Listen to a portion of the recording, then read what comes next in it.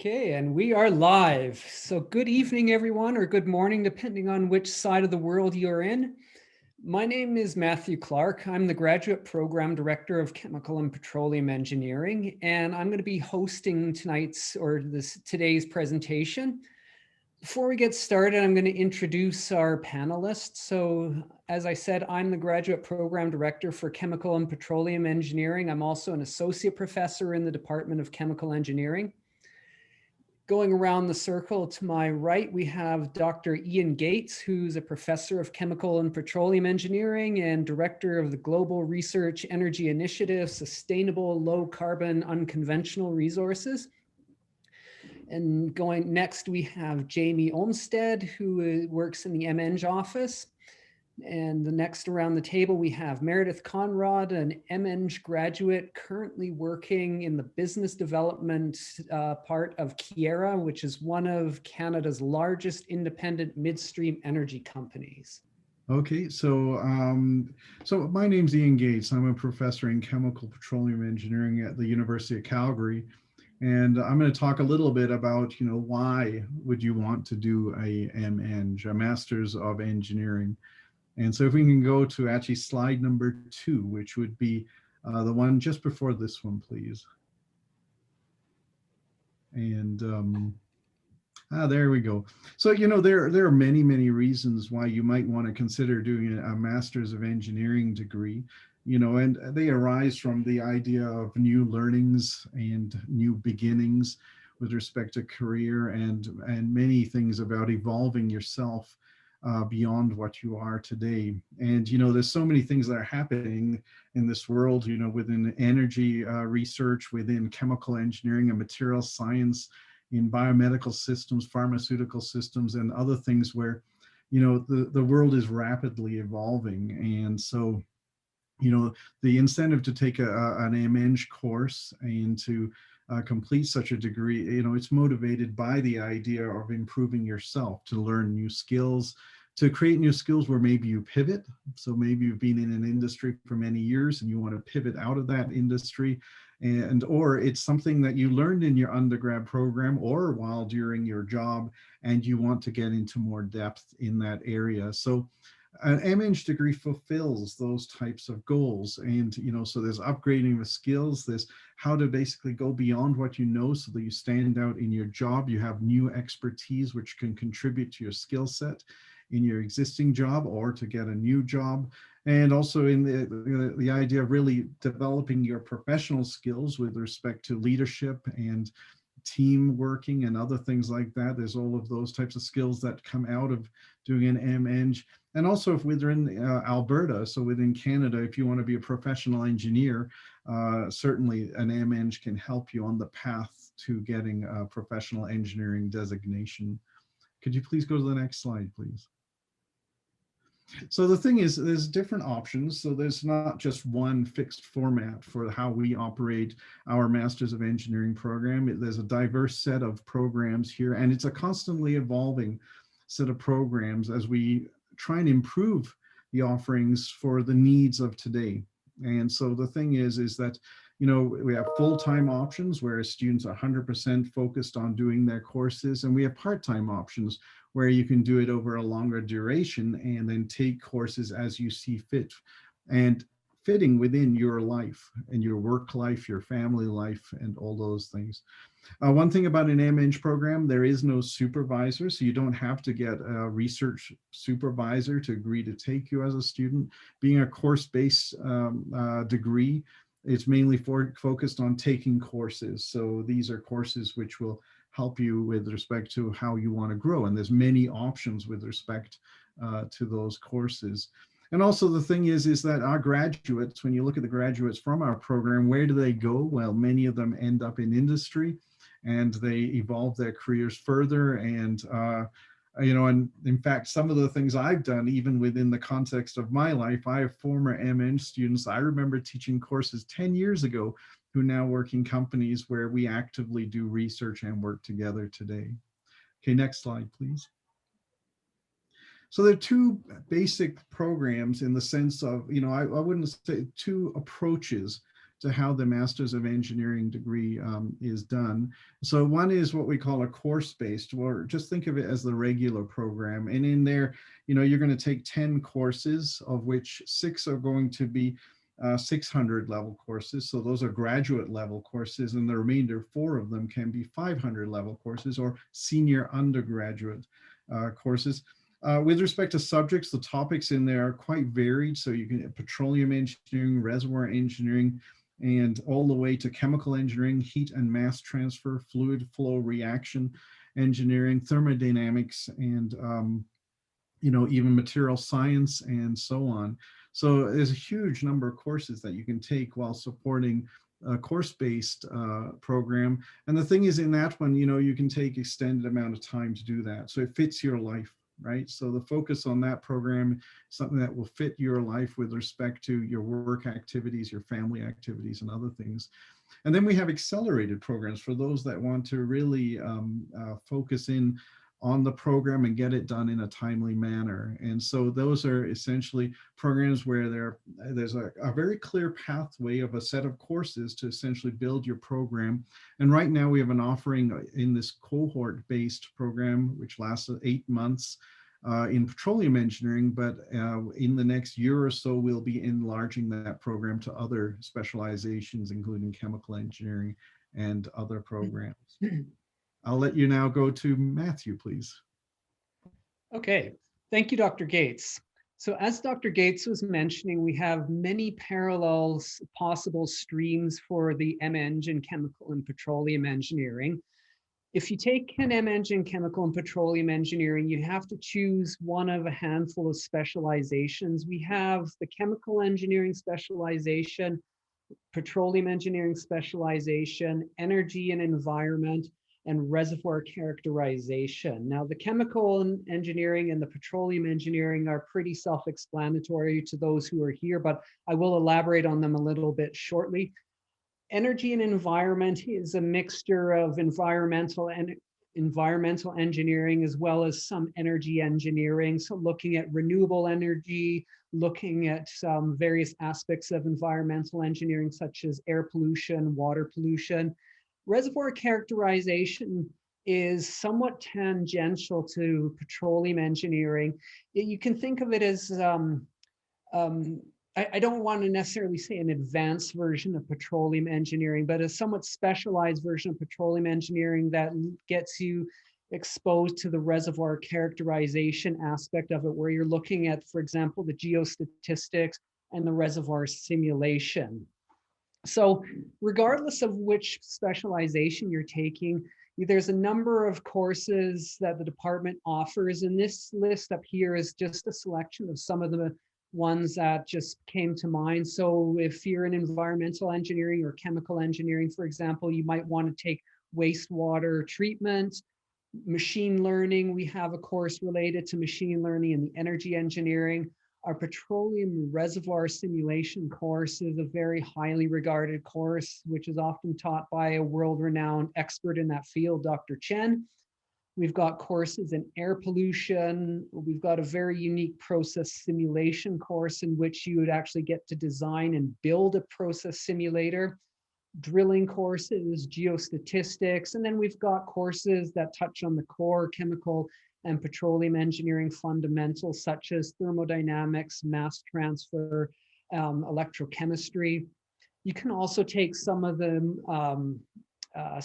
more professional development courses, which you would touch on in the likes of petroleum economics, and then we've got sustainability courses as well. So there's something for everyone within the Department of Chemical and Petroleum Engineering, regardless of which stream you're going into. So can we go to the next slide, please? So what industries will you work in? Well, I've got a slide, about 6 or 7 slides here, and I'm not going to go through every bullet point. I'm just going to highlight some of the ones which our graduates have gone into after receiving MEnGs. So renewable energy is one which is very popular nowadays with students. So we've got the likes of biofuels, wind energy, solar energy. So if you're in the energy and environment stream, or even in the chemical engineering stream, these are certainly fields which will become accessible to you. Can we go to the next slide, please? Biomedical engineering and pharmaceuticals is another sector which our chemical engineering graduates in particular can go into. We've got the likes of bioreactor design, people working with biomedical equipment, novel drug delivery methods, and in some cases, vaccine developments as well. Now, can we go to the next slide, please? The petrochemical industry is a very large employer. Historically, has employed many of our graduates. We have people working in all aspects of the petrochemical industry, both in the upstream and the downstream sectors. So ranging all the way from the reservoir, all the way up to the refinery and into the pipeline aspects as well. Now, coming into the modern day, we don't just specialize in the reservoir engineering aspects, but also we're getting into the likes of carbon capture, underground gas storage, for example, as well. So we've got people who can give expertise in things like carbon capture as well as underground hydrogen storage. Can we go to the next slide, please? Okay. So another area where graduates get employed is the agri-food industry. So looking at the likes of fertilizer production, food production. This is a reasonably large employer in the local area as well. Now, can we go to the next slide, please? Now, coming to the likes of clean water, this is a very big industry, regardless of whether you're in the petrochemical industry or if you're working in energy or many other industries. Clean water is something which is vital to the smooth functioning of many processes. So water treatment, reclamation, biofiltration, for example, these are all subjects which you'll get exposure to in our program. Can we go to the next slide, please? Another possible employer for graduates of our program is related to synthetic materials. So the likes of polymers, textiles, ceramics. So again, these touch on basic core chemical engineering principles. And can we go to the next slide, please? Finally, the next big sector where people have gotten jobs historically from our graduates has been metals. So the likes of manufacturing, iron and steel, metal refining, mining, for example, electroplating. These are all also possible employers for our graduates. Now, with that said, we'll go to the next slide and I'll hand the floor over to Meredith.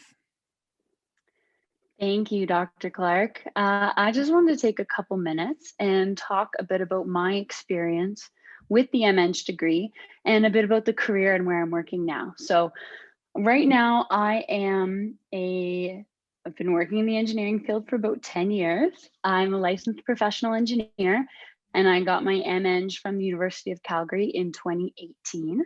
I'm currently working in a business development role with Keyera Energy, which is a midstream company, as I mentioned in the beginning. So midstream companies are really in the business of owning all the infrastructure required to get energy from point of production to the end user. So we own compressor stations and pipelines and gas plants.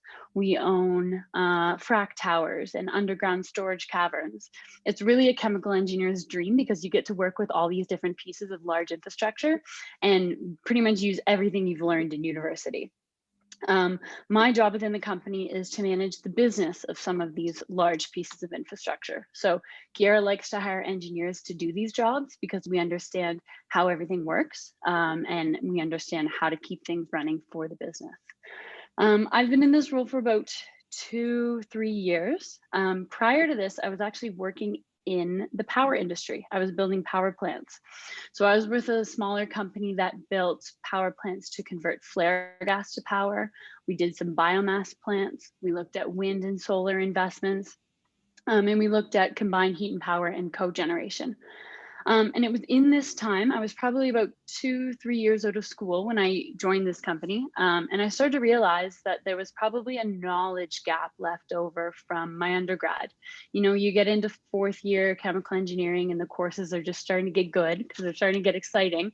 And then all of a sudden your degree is done. And so I started to look at the MEng program at U of C because as they've talked about, there's a lot of different courses you can take on your own schedule. They've got that layer of flexibility in there. And I was looking forward to the opportunity to diving deeper into some of these elements that really intrigued me, or maybe I hadn't learned enough about yet. So ultimately, at the end of the day, I decided to start doing my MEng part-time for two reasons. One was the flexibility of it. So I wanted to keep my job, but I wanted to obviously keep learning, get a better education.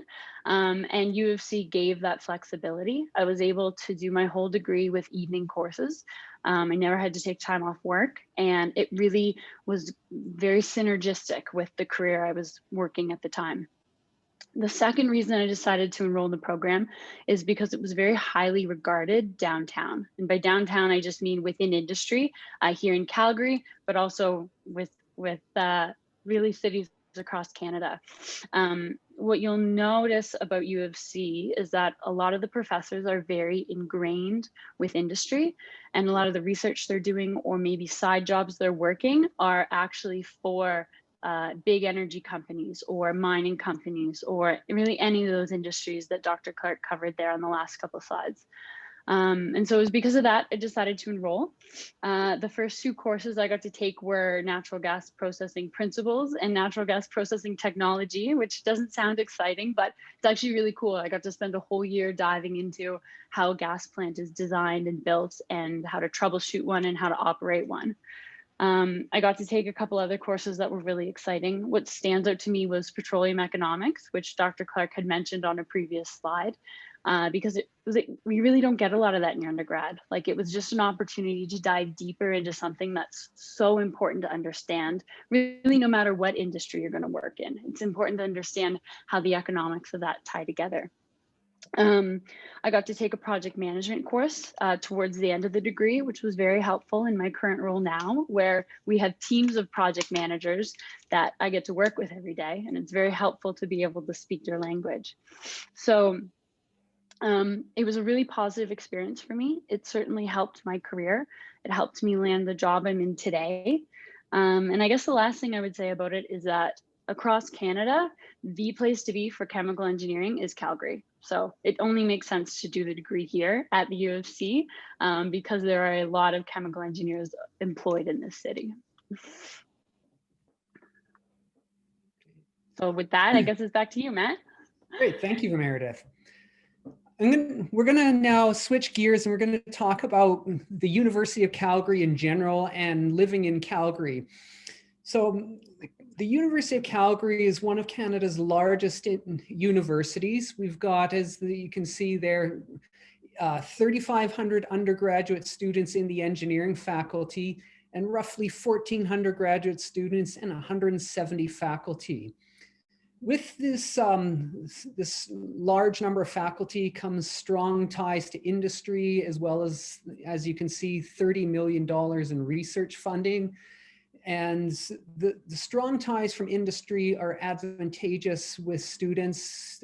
Students often can leverage often can make connections via the professors in terms of making connections with local industries. So can we go to the next slide, please? And I'll hand it, I guess, back to Ian.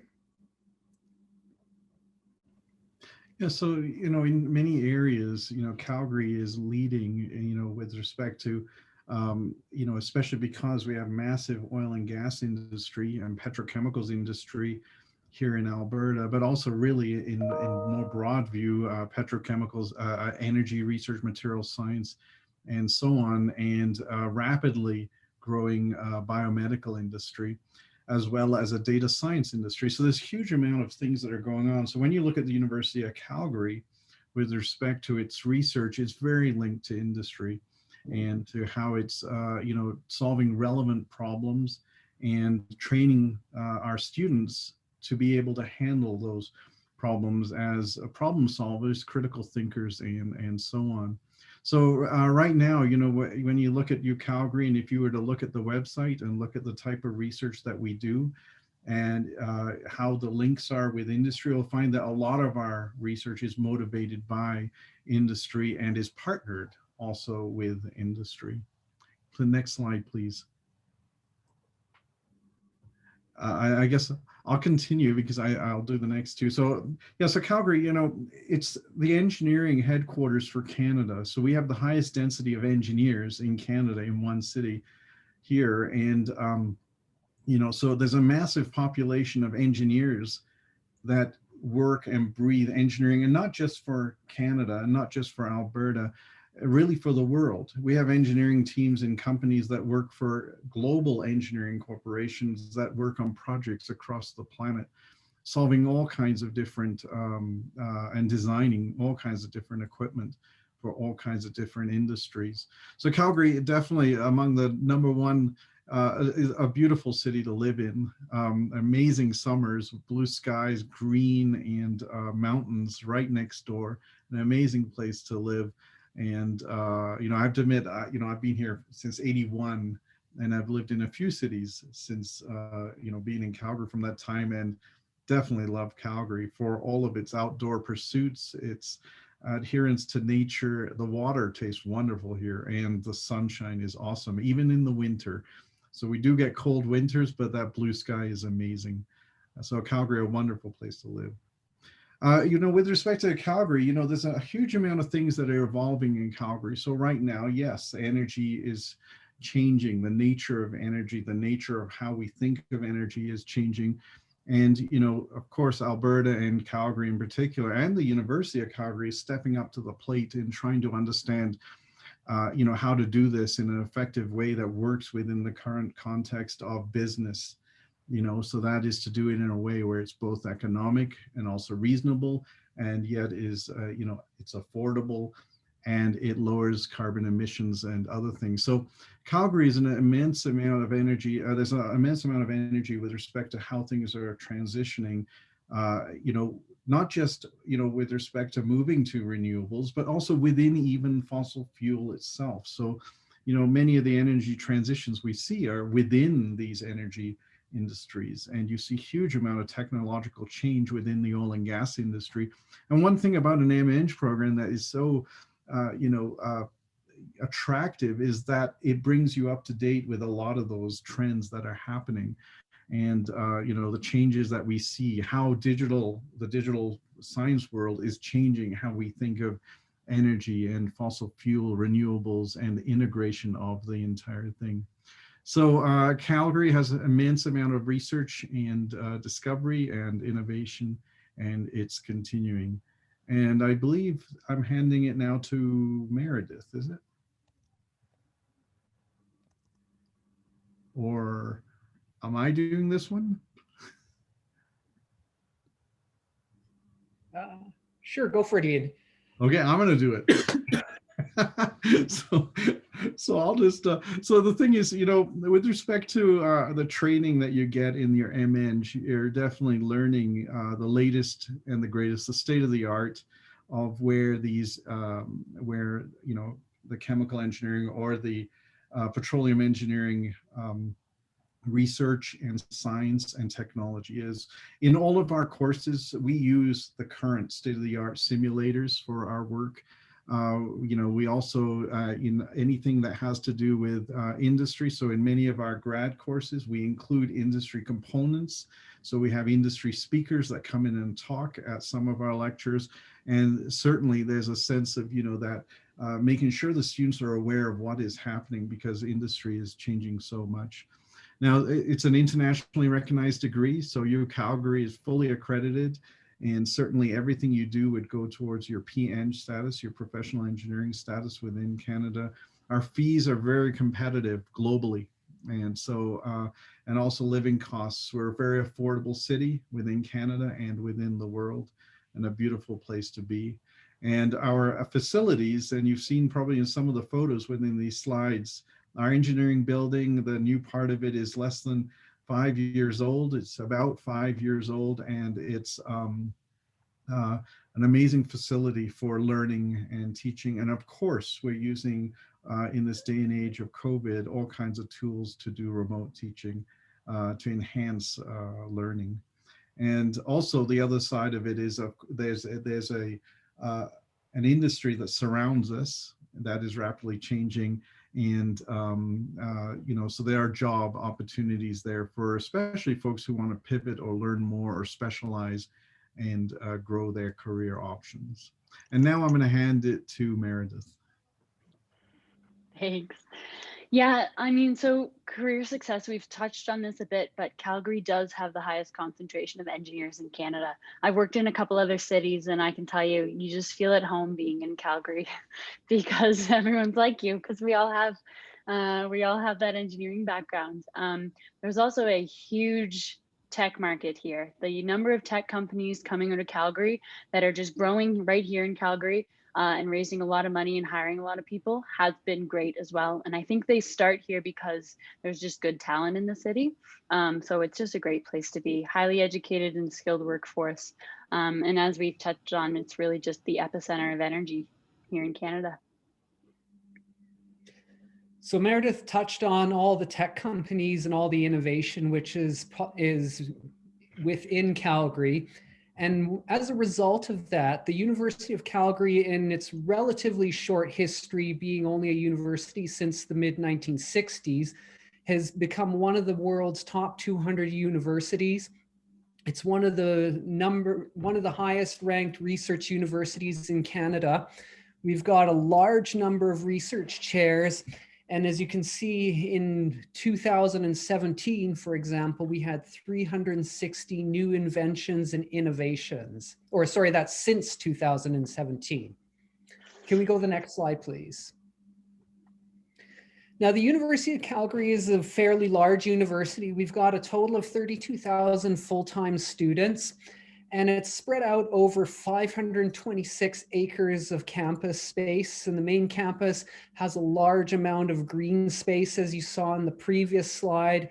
The buildings are distributed in what's essentially a parkland with a lot of trees, a lot of open green space.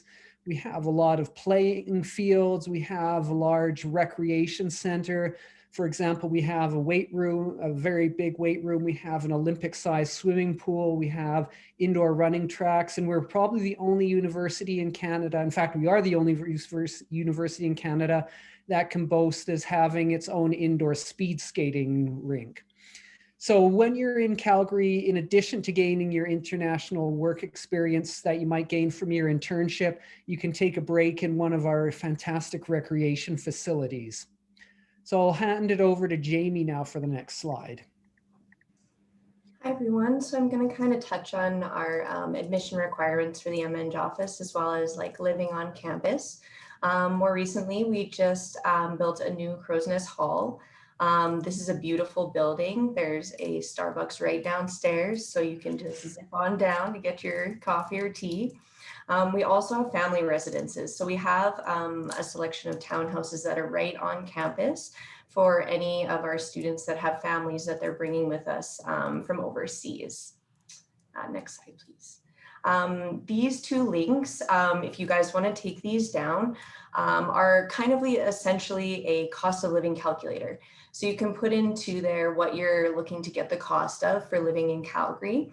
And it will give you kind of an estimated generator of what it's going to cost you while you're here, including the tuition as well. Next slide, please.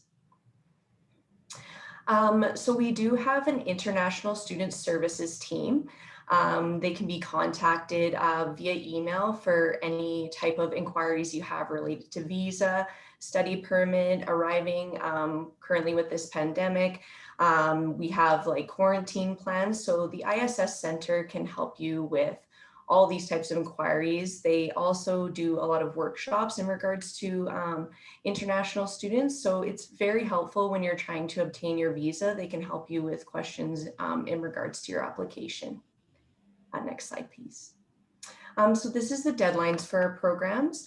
If you're wishing to come in for a September 1 intake, you need to have your application completed by April 15th. And if you're looking for a winter intake, which is January 1st, applications are due August 15th. Next slide, please. So these are our English language requirements for international students. We require a TOEFL and IELTS, or currently right now we are accepting a Duolingo test. These are the scores that you would need to have a minimum requirement of in order to be eligible to apply. We can't say that in the future that the Duolingo may be offered, but at this time for the upcoming terms, it is a way of getting past the TOEFL and the IELTS, because right now it's not easy to get in-person tests. Next slide, please. This is the tuition links. So we get a lot of questions in regards to tuition and how that's paid. So if you would like to take this link down here, this will take you directly to our tuition page. For the Coursebased students, you're going to be paying per course. So if you're looking to estimate your fees, it will depend on how many courses that you're planning to take during the term. So say, for instance, if you're registering for 3 courses, you're going to have to estimate based on what is put in our link here, as well as the general fees assessed to you per term. So you'll be paying a general fee each term on top of what your tuition is for your course fees, as well as the cost of your textbooks. Next slide. We also have a health and dental program that is part of your admission. So what will happen is when you are enrolled in the program, you will receive information regarding the health and dental. If you already have existing coverage, and we'll kind of touch this in a future slide, but you may be eligible to opt out of this if you do not want to take our health and dental services. However, this is a very good program for our students, especially coming from international locations where they may not have the healthcare that they're looking to have here in Canada. So these are kind of our basic admission requirements. So for eligibility criteria, you're going to need a minimum of a 3.0 and a 4-point system scale. That's over the past 2 years of your undergrad. So you're going to be counting back those last 2 years or 60 units without splitting a term to determine your eligibility for this program. If your scores are in a different system other than this one, for example, India is on a 20-point scale, we suggest that you do not convert your GPA. Simply keep your GPA as it is in your country. And we have a system to recognize what it converts to for us. You will also need to, you will also need to obtain at least a 4-year bachelor degree in chemical or petroleum engineering or a closely related field. Thank you. Next slide, please. So we are admitting on a rolling offer basis. So what this does mean is as soon as there is a qualified application and it is completed and it's submitted to our office, we are going to start reviewing that right away. It may take anywhere between 2 to 3 weeks, depending on how extensive the application is and the review that we have to do on it. Sometimes, depending on certain institutions, we may have to do a little bit of digging to review your credentials to ensure that they are applicable to this program. Once the program is full, after we've processed these rolling offers, the applications will close, even if it's before our final deadline. So we are getting several questions in regards to why our applications are closed when the deadline is the April 15th. This is the reason, because we have filled the quota of the program. So we don't want to continue taking applications if we're not able to take those applicants. Next slide, please. Official transcripts. So in regards to your official transcripts, we get many questions if they need to be submitted for their graduate application. You do not need to have these transcripts for the evaluation period. During this period, we will use the unofficial documents that you've uploaded to your online application to evaluate your application, because we do understand that it does cost money for you to send these official documents to us in the event that you may not receive an admission. So you will see that this is still reflected in your checklist when you apply. However, don't worry, your application will still be reviewed with the unofficial copies. If you are admitted to the program, we will request those documents of you. Next slide, please. This relates to documents that may be required to be translated. So if you are having an official transcript that is in your foreign language, we will need also a copy of a translated copy of your transcripts. If you do choose to get this done, what you will need to do is go to an official notary to translate these documents. Once they have translated the documents, they will need to put both documents back in a sealed envelope, and they will need to be signed off by that notary to ensure that they are an official sealed documents. Next slide, please. For international students, if you are applying for a study permit, you need to indicate this on your application, because if you are a permanent resident of your own country, this doesn't necessarily mean you're a permanent resident here. We do get this a lot as students do apply as permanent resident because they think it means of their own country. However, if you do not have permanent residency here in Canada or hold a valid study permit, you need to select study permit when you do process your admission, just to ensure that we are making sure that you're enrolled in the right program. We do know that you're an international student.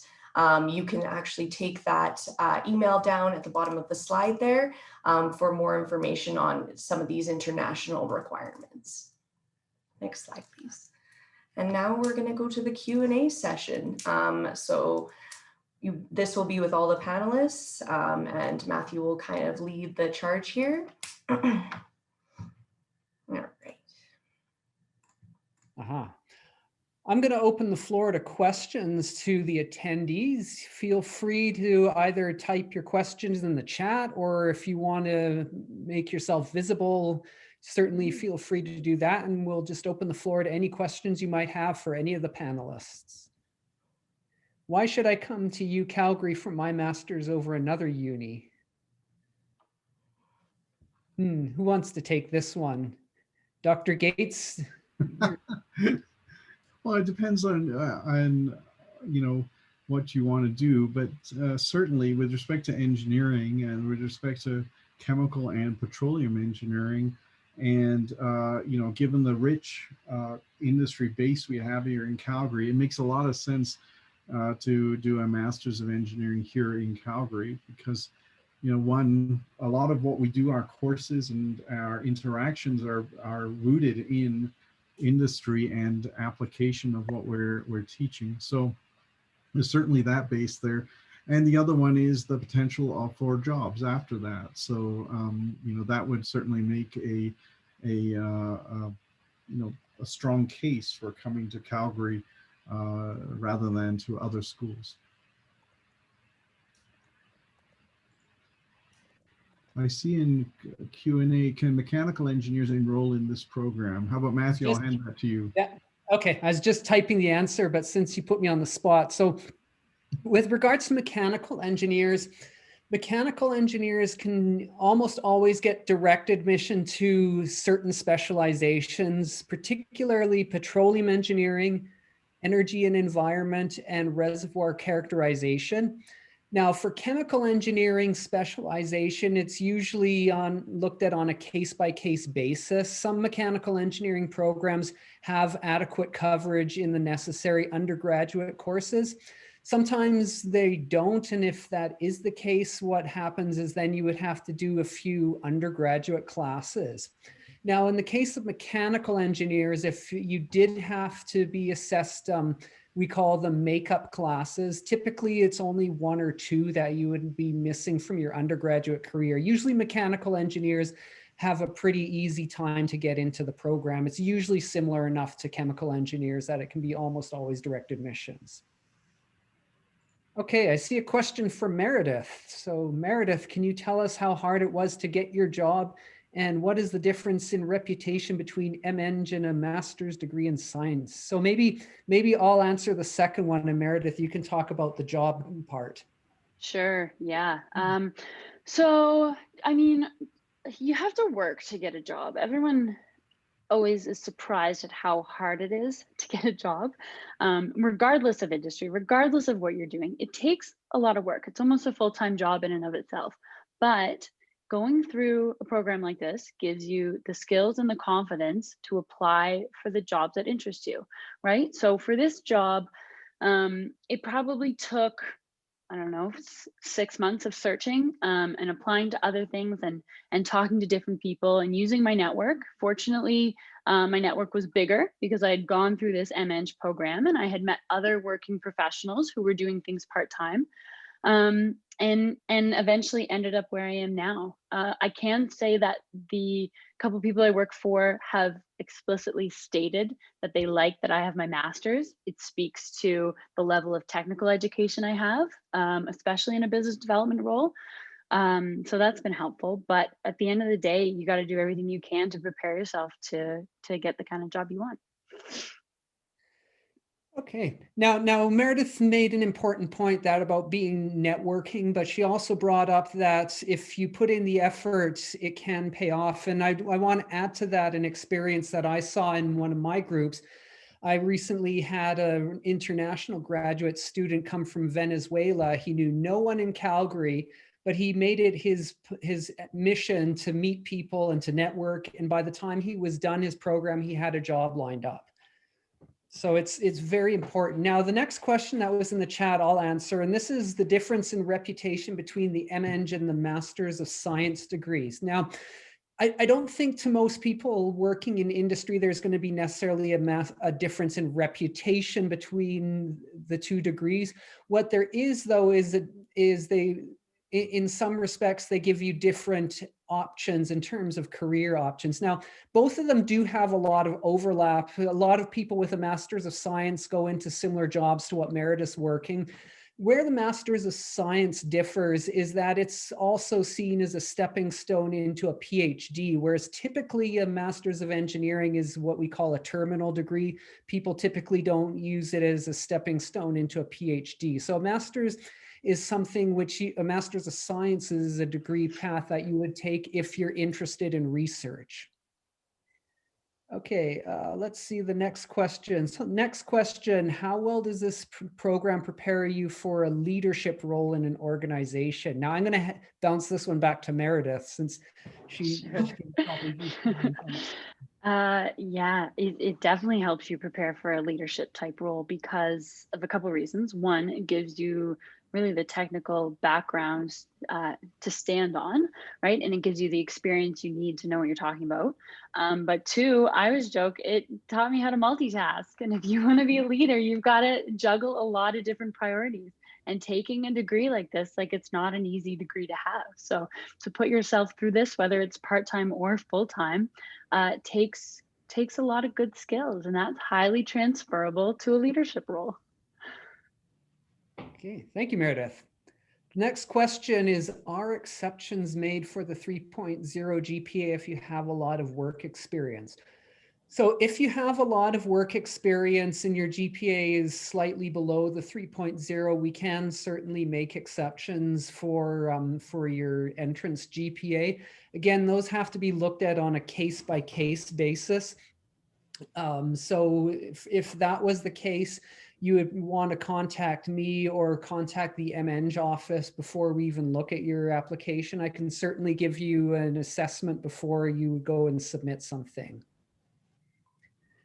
Okay, next question is, do I need to find a supervisor for this graduate program? Is there funding available? So as Dr. Gates mentioned, this differs from the Masters of Science in that you don't have to find a supervisor. Now, strictly speaking, actually, I'm your supervisor, but unlike the Masters of Science, you don't have to knock on people's doors and try to find someone who has similar research interests and who also has funding available.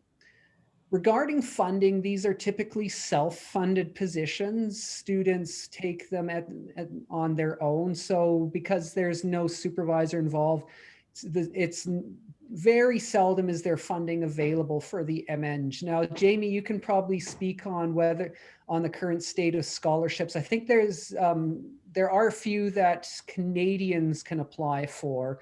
I know they can apply for some of the program recommended awards, for example. Jamie, maybe you know of some other ones off the top of your head they can apply for. Yeah, so the MEng course-based students are eligible for the graduate the GAC awards, essentially, and special awards. So you are eligible to apply for those. A lot of the program deadlines have already passed for this year. But if you reach out to us, I can provide you with more information on the specific rewards that you'd be eligible for. And then the next question, I'm also going to bounce back to Jamie. Can I do this program part-time? Yeah, so it really is dependent on which program you do select. There is many of the MEng programs that you can take part-time, but for an example, our petroleum cohort or our software engineering program, you would not be eligible to take as a part-time student. And then the next two, I'm going to also bounce back to Jamie. The first question is, what is the average tuition for an international student? And then the second question is, how many seats do you have for September? Okay, so for the average tuition, most of the programs are 30 units. So you'll be taking essentially 10 courses that are 3 units a course. Typically for an international student, those courses will cost about $1,700 per course. You will also be paying general fees, which is around $300 to $400 mark, and this covers your UPass, the health and dental, as well as athletic fees and any fees that are related to your program. So basically an estimate would be that $1,700 plus your general fees that is assessed based on how many terms that you've been there. Meredith may be able to touch on this a little more of what hers costed, but she is also a domestic student. It was cheaper domestically. It's quite affordable, actually. It was pretty easy. Yeah. And then as for how many seats do we have for September, I can't really give you a ballpark in this. We have certain quotas that are set out for each term that we intake. But if you want to reach out to us at MENG at Calgary, we can give you a little more specific as to how many seats are left for these programs. The chemical and petroleum still has quite a few seats that can be filled. And the number of seats available it depends on each specialization. So each specialization, be it petroleum or chemical, they'll have a different quota. Absolutely. Okay. So do we have any last questions from the attendees? Yeah, just give you a couple more minutes here if you have any last minute things.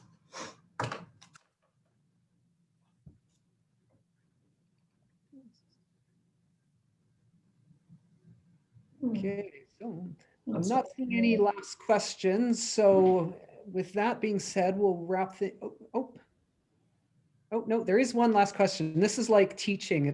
This always seems to happen too when I'm trying to. So the question goes to Dr. Gates. What can I do in research with an MEng? Well, I think it's, with respect to an MEng, you're certainly learning new skills that you probably didn't learn in your bachelor's and enriching what you know. And, you certainly in those courses will be exposed to more details that should promote some sense of, research within you. It's likely it'll happen afterwards. So, I'll give you 2 examples. One of my former MEng students from 10 years ago is now the CEO of Proton Technologies, a company that we co-founded.